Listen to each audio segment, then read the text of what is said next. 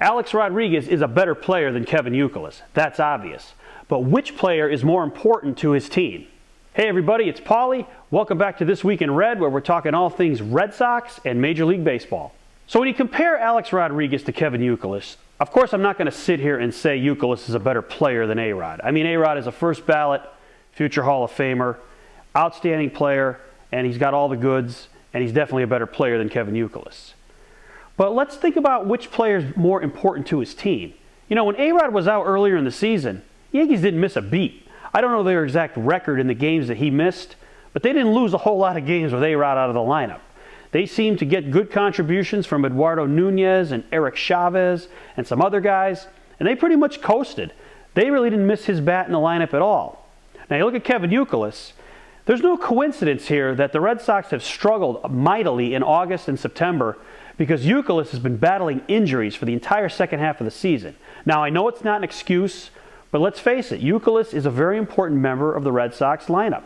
They're a very left-handed leaning lineup, and Youkilis is the one power source from the right side that's a consistent hitter. And he's been in and out of the lineup, like I said, in the second half, and that's really hurt the Red Sox. They've not been able to balance their lineup out with some more right-handed hitting. Youkilis' defense at third base is adequate. I don't think it's as good as A-Rod's, but again, it's very solid. He's a team leader, and his presence is definitely missed in that lineup. So I would argue that even though A-Rod's a first ballot Hall of Famer, Youkilis' absence from the Red Sox is a bigger loss when he's not there. I think the evidence speaks for itself. Red Sox can't get out of their own way right now.